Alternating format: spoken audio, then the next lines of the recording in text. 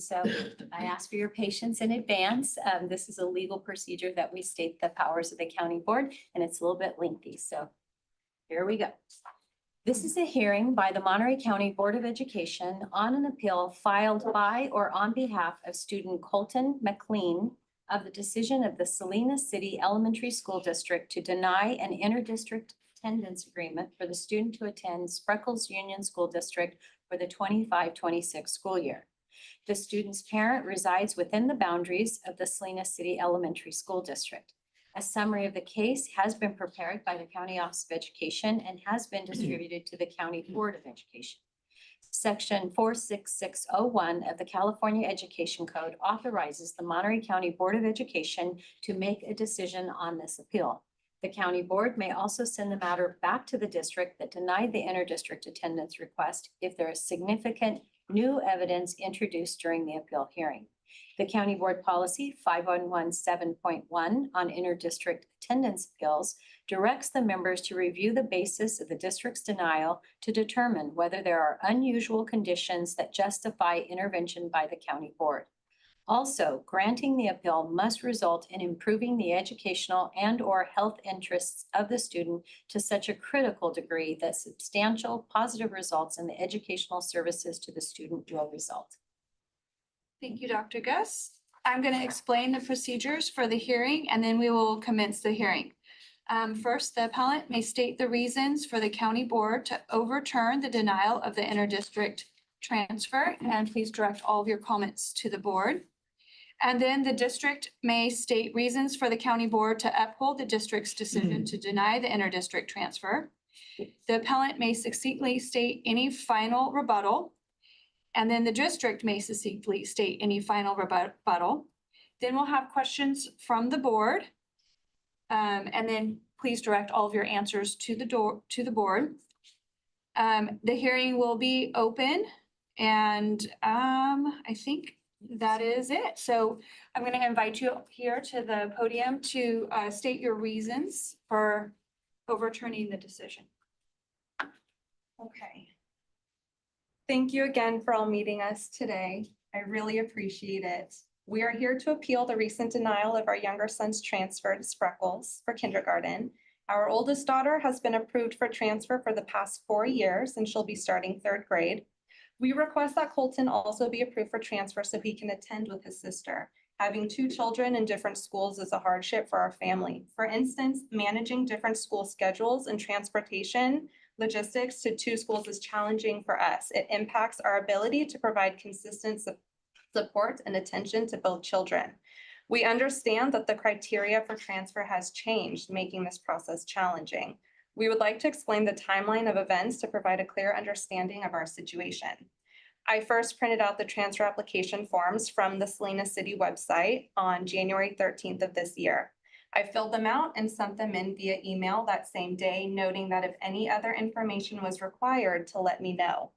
After not receiving any updates for about 2 months, I sent a follow-up email on March 3rd to inquire about the status of our applications. On March 14th, I was told that they would not process applications until after the 31st of March. A few weeks go by and I decide to check in again on May 9th and ask for a status update. I received no response to that email. On May 23rd, I received an email from Spreckles' district administrator assistant stating they had received Braylon's approved application for transfer. However, I received no communication from Salinas City regarding that. On May 29th, I called Salinas City several times, but their phones were down.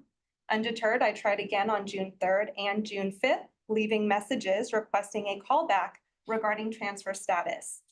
Feeling increasingly frustrated, I called Salinas City on the morning of June 23rd and insisted on speaking with someone immediately after receiving no response to my previous messages. I explained my concern only about receiving approval for 1 child and anxiously waiting for decision of the other, was told I'd get a response soon. That evening, on June 23rd, I received an email from Salinas City that Colton's transfer application was denied. Interestingly, although the denial was dated May 8th, we did not receive it until June 23rd. I called right away June 24th to inquire about the reason for denial, and that was when we were informed that the criteria had changed. I was sent the appeal form via email, and while completing it, noticed on the website that the forms had been updated to reflect the new criteria. I submitted the appeal both by email and in person on June 25th. We then received the denied appeal in the mail about 2 weeks later. I would like it to be known that when I originally printed out the transfer application in January, the old allowed criteria was still on the form. I feel as though if the criteria were changing for this new school year, the website form should have been updated accordingly. We made every effort to complete this process in a timely manner. However, they withheld our application until the end of June. Now we have to rush to get this resolved before school starts. Again, we really do appreciate you all making the time to hear us out, and we ask that you allow Colton to attend Spreckles with his big sister. Thank you.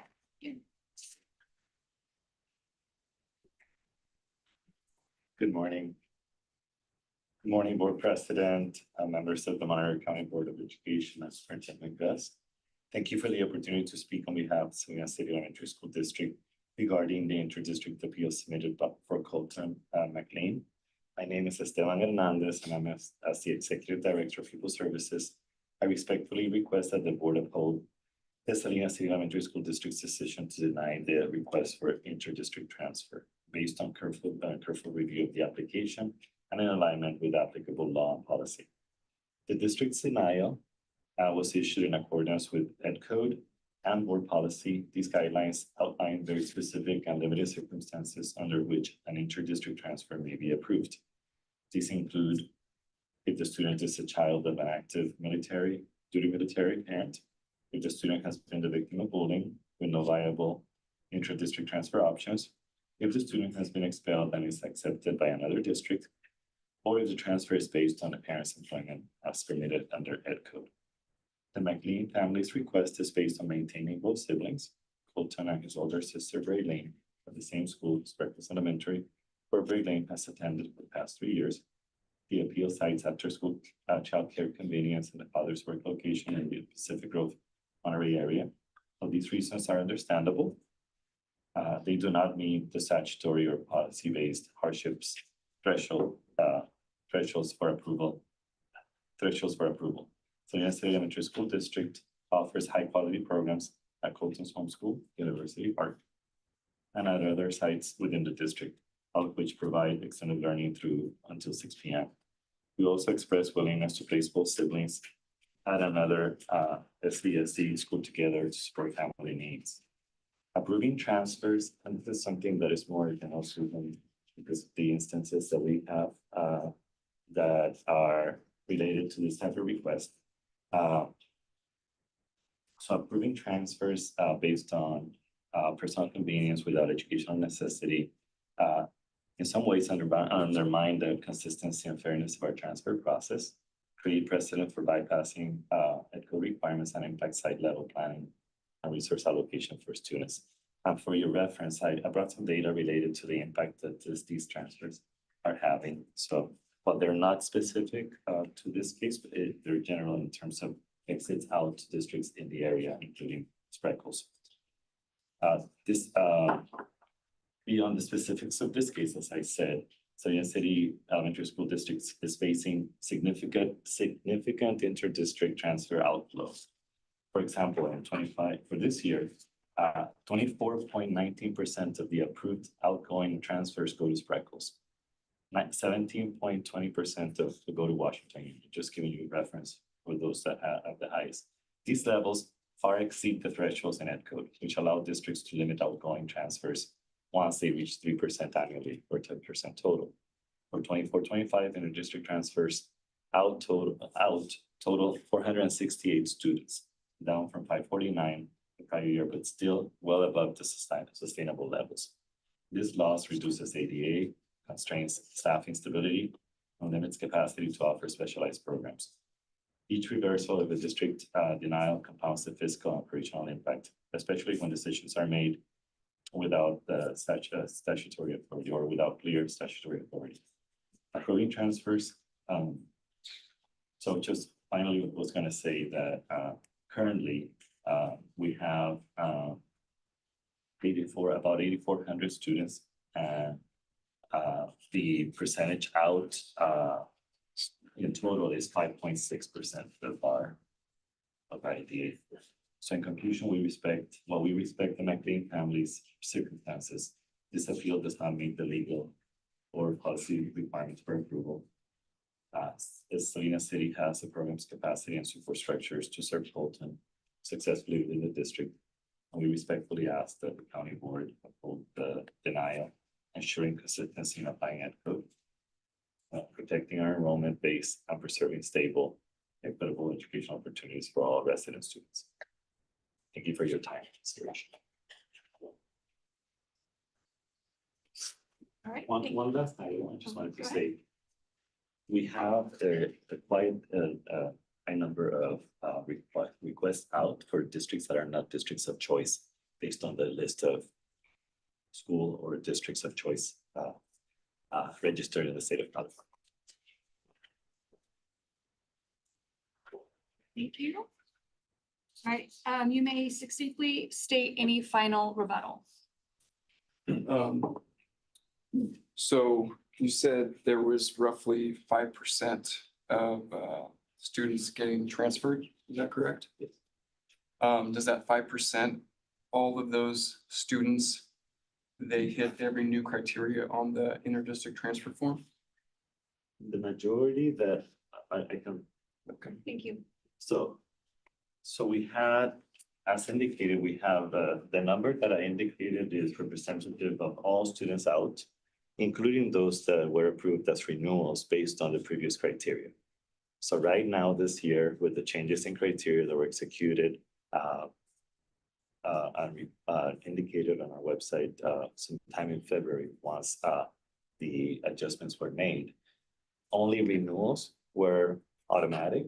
And that was just for this year, not necessarily that that's going to be the case because the district is intending and implementing approvals based on the 4 criteria. So then those represent the 4, which are minimum, not that many are based on the current criteria. And majority were previous established, the percentages representing previous established or approved enters out.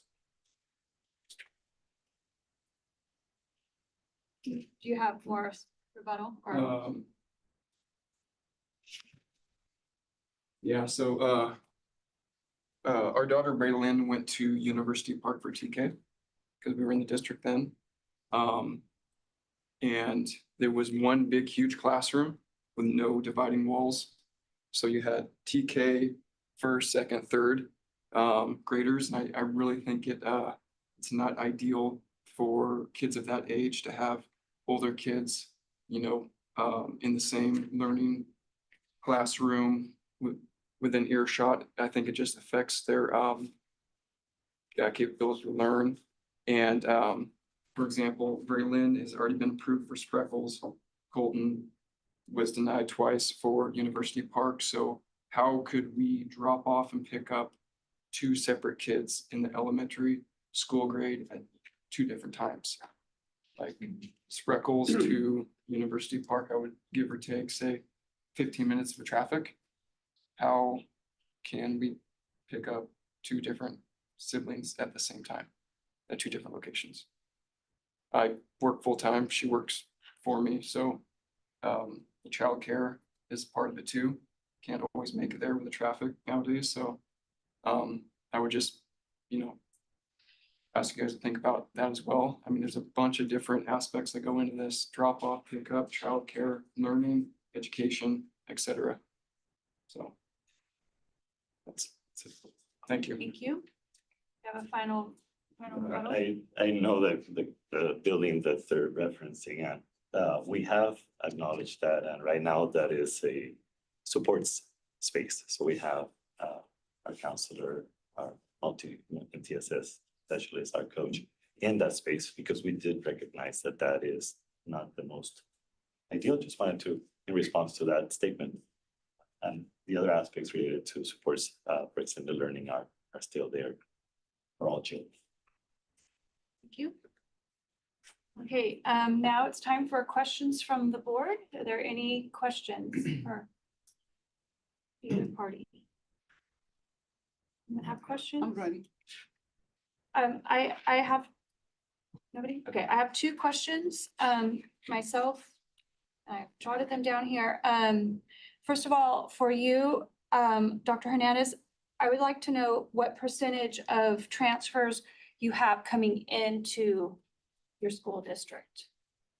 You said 5% out, but how many people are So, transferring in? Just in terms, just a rough number, so we're always having about half of what we lose.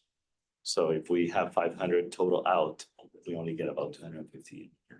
Okay, So it's primarily specific to our specialized program, which is our dual immersion, which is the majority of the inter-district requests in, other than others that are related to parent employment. The majority are for that program, but we usually pair like half. We have half in compared to Wow. 250 in, 500 out. all right, Does thank that you. make sense? Thank you. And then for the parents, your son Colton, does for sure have a space at Spreckles. You have, I've been in contact with Spreckles just to make sure, and I let them know that we have this date coming up and they still have availability for him. thank you. Are there any, Just have one question. Mary? Yes, Mary? I noticed you live in Salinas, correct? So why is your childcare in Spreckles? Do you work in Spreckles?